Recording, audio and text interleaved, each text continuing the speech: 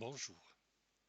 Dans cette vidéo, on se propose de discuter un extrait du bac Sciences mathématiques 2020. Cet extrait contient deux exercices, un exercice d'arithmétique et un exercice sur les structures et les matrices. Commençons par le premier exercice. Ici, on considère dans z croix z l'équation D définie par 7x³ moins 13y égale 5.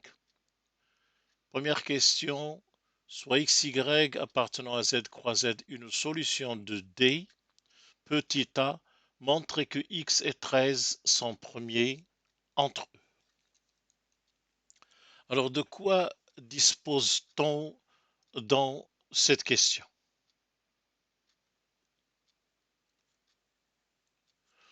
Ce que l'on sait, c'est que xy vérifie 7x au cube moins 13y égale 5.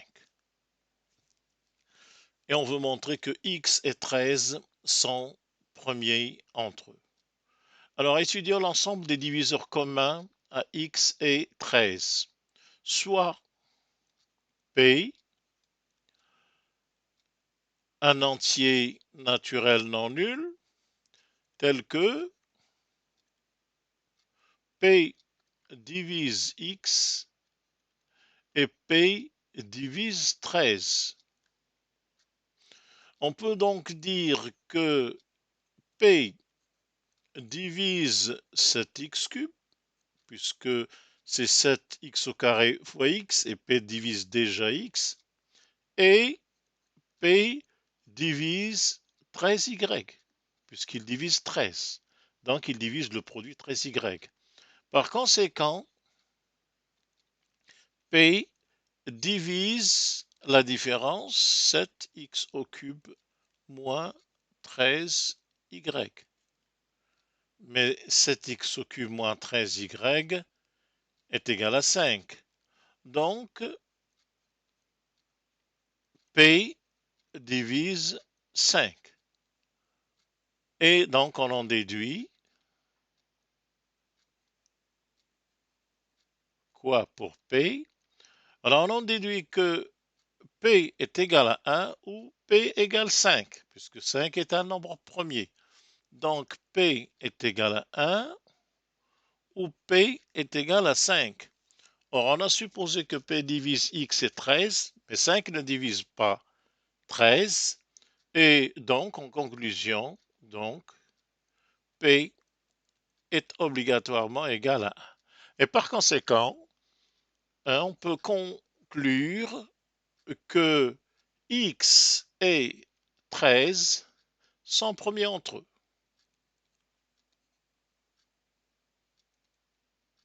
Sont premiers entre eux. Voici donc pour la première question. Deuxième question, petit b. En déduire que x puissance 12 est congruent à 1 modulo 13. Alors, remarquons d'abord que 13 est premier et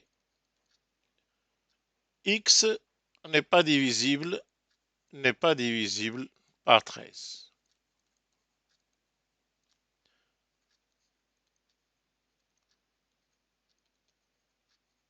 Par 13. C'est normal puisqu'ils sont premiers entre eux. Et là, on fait appel au théorème de Fermat qui nous dit que si P est un nombre premier et si x est un entier qui n'est pas divisible par P, alors x puissance P moins 1 est congruent à 1 modulo P. Ce qui donne ici exactement x puissance 13 moins 1 congru à 1 modulo 13. Et donc, ça répond à la question. Cela donne x puissance 12 congru à 1 modulo 13. C'était la deuxième question. Passons. Troisième question. Montrez que x au cube est congru à 10 modulo 13. Petit c, montrant que x au cube est congru à 10 modulo 13. Alors, remarquons que x et y est en solution de l'équation 7x au cube moins 13y égale 5, nous pouvons l'écrire 7x au cube égale, ou moins 5, égale 13y. En d'autres termes, cela signifie que 7x au cube est congru à 5 modulo 13. Alors, pour isoler x au cube, nous allons multiplier par 2. Cela nous donne 14 x au cube congru à 10 modulo 13. Or, 14x au cube, c'est 14x au cube, c'est 13x au cube plus x au cube. Il est donc congru à x au cube modulo 13. Et par conséquent, nous avons x au cube qui est congru à 10 modulo 13, puisque 14x au cube est congru à x au cube modulo 13. Voici donc pour la question petit c qui termine la première question. Deuxième question de l'exercice 1. Déduire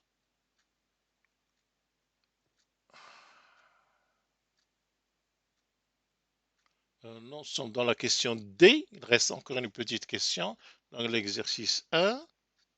Petit d. En déduire que, alors, x puissance 12 est congru à 3 modulo 13. Alors, on va partir du fait que x au cube est congru à 10 modulo 13. Alors, pour passer x puissance 12, on va élever à la puissance 4. Nous avons donc x puissance 12 congru à 10 puissance 4 modulo 13. Et donc, cela nous donne, on peut le faire de plusieurs manières, x puissance 12 est congru à 10 000 modulo 13. Et si vous faites la division de 10 000 par 13, vous trouvez facilement que 10 000 est congru à 3 modulo 13. Le reste de la division de 10 000 par 13 est 3. Et par conséquent, il vous reste x puissance 12 congru à 3 modulo 13. Voici donc pour la question 1 de l'exercice 1. Deuxième question. Alors, déduire des questions précédentes que l'équation D n'admet pas de solution dans Z croix 7. Alors, en partant de l'hypothèse que XY est solution, nous avons montré deux résultats, à savoir x puissance 12 congru à 1 modulo 13 dans la question petit b, et en même temps, x puissance 12 est congru à 3 modulo 13. Si ceci était vrai, on devrait avoir que 3 devrait être congru à 1 modulo 13, ce qui est faux puisque 3 moins 1 n'est pas un multiple de 13. Et par conséquent, l'équation D n'admet pas de solution.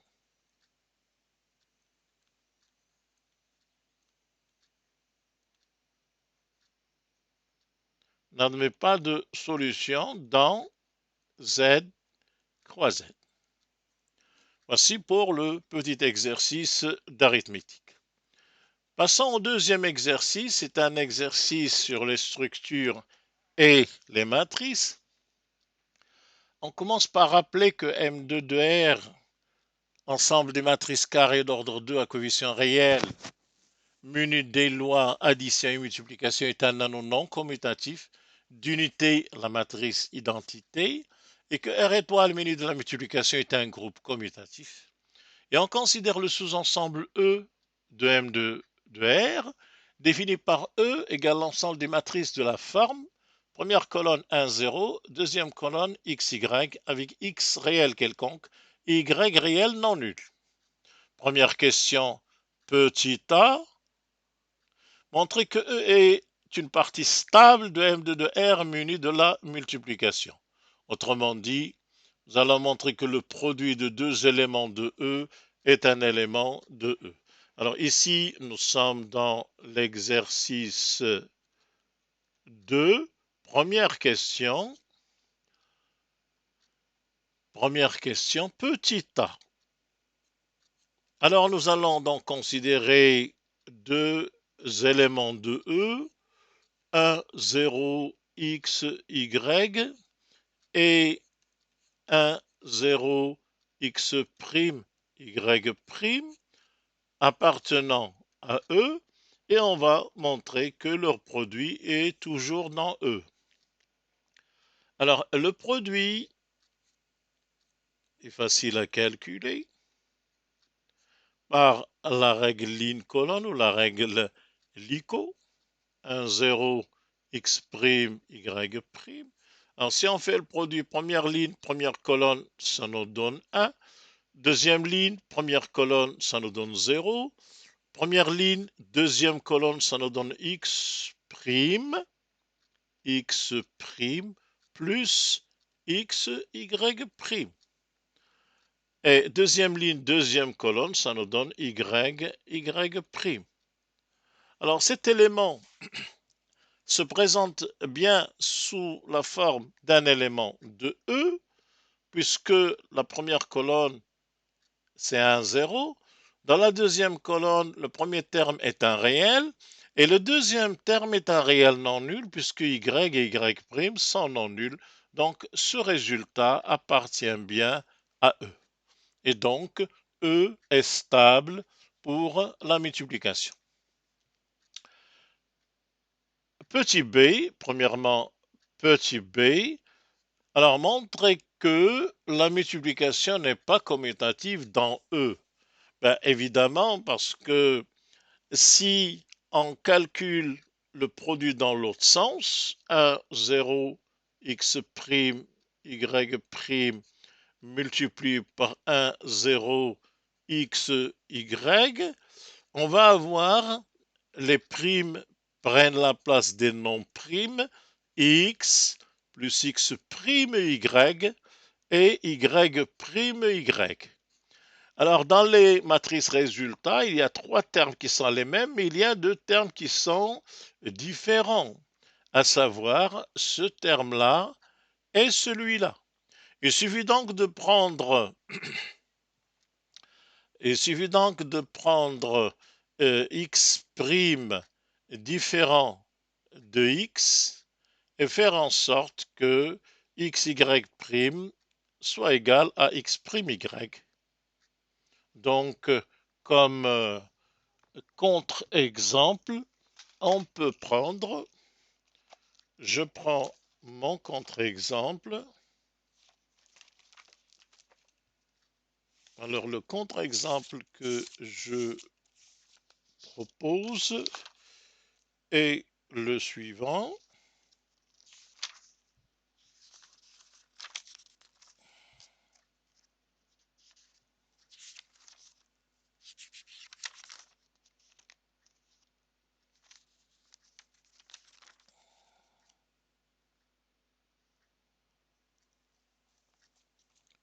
Alors, on va prendre, par exemple, x',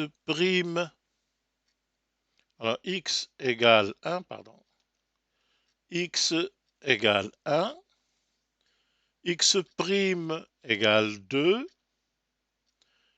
y égale 1, y' égale 2. Alors, dans ce cas, x plus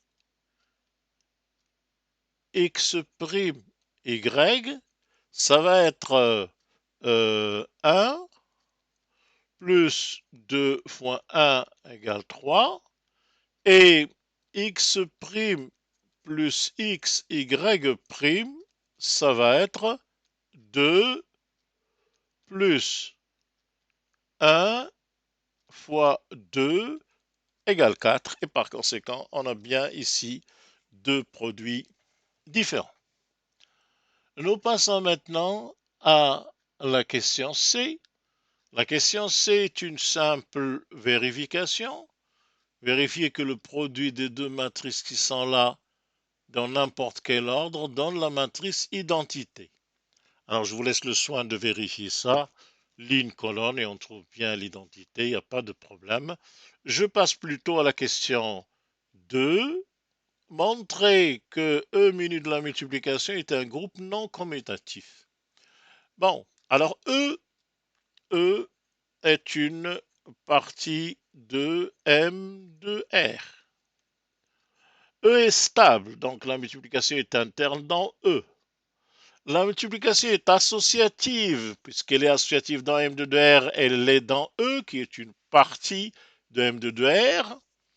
La multiplication admet un élément neutre dans E, puisque la matrice identité a la forme d'un élément de E, avec x égale 0, y égale 1, non nul. Et par conséquent, dans la question C, nous avons que l'élément 1, 0, x, y admet l'élément suivant qui est aussi dans E, alors moins x sur y, 1 sur y, qui appartient à E, comme inverse.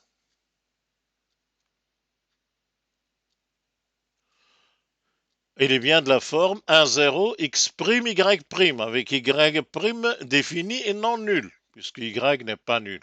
Et par conséquent, nous avons dans E, tout élément admet un inverse.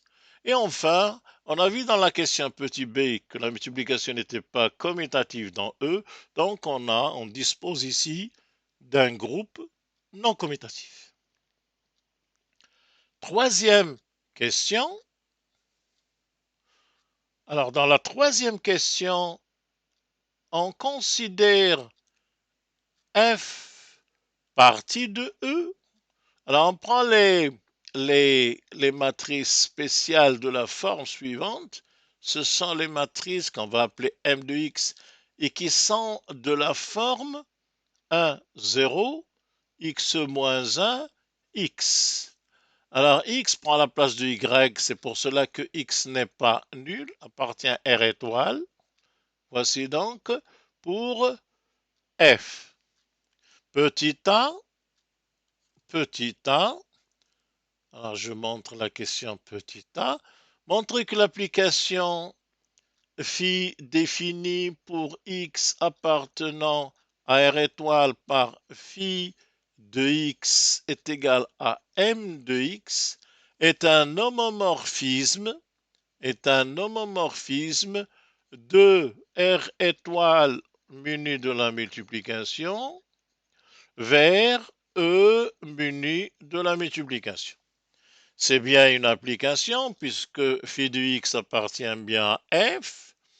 Homomorphisme, cela signifie tout simplement qu'il faut montrer que pour deux éléments quelconques x et y de R étoile, phi de x, y est égal à phi de x, phi de y. Montrons ceci. Alors nous calculons d'abord phi de xy. Vu la définition de phi, phi de xy, c'est m de xy, ça n'est autre que 1 xy moins 1, 0 xy. Faisons maintenant le produit phi de x, phi de y. Alors, phi de x, phi de y, c'est tout simplement 1, 0, x moins 1, x, multiplié par 1, 0, y moins 1, y. Et en faisant le produit, ligne par colonne, première ligne, première colonne, on obtient 1. Deuxième ligne, première colonne, ça donne 0. Première ligne, deuxième colonne, ça donne y moins 1 plus x, y. Alors, ça donne première ligne, deuxième colonne, donne y moins 1 plus y facteur de x moins 1. Et dernière ligne, dernière colonne, ça donne xy. On voit que nous avons les termes 1, 0, xy sont les mêmes. Reste à comparer deux termes. Reste à comparer deux termes. Alors, dans la première, nous avons x, y moins 1, ce terme.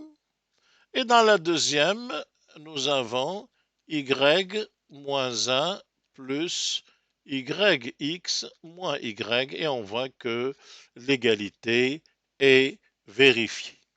Par conséquent, phi est bien un homomorphisme. On sait qu'un homomorphisme, que l'image d'un homomorphisme, l'image d'un groupe par un homomorphisme est un groupe, et il se trouve ici que phi de R étoile, c'est l'ensemble des éléments de la forme M de X. Donc, c'est bien F. Et donc, vu que R étoile, menu de la multiplication, est un groupe commutatif,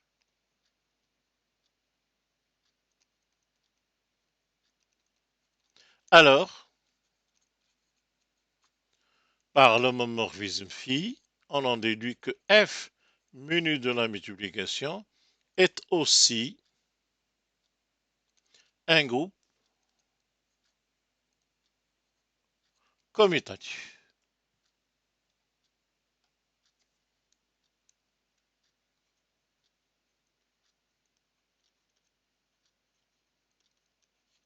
Alors l'unité, c'est phi de 1 qui est égal à 1, 0, 1 moins 1, 1. Donc égale l'identité.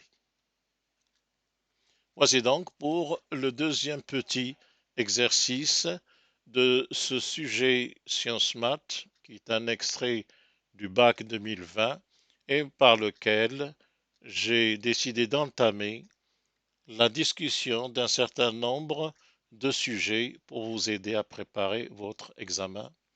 Je vous remercie.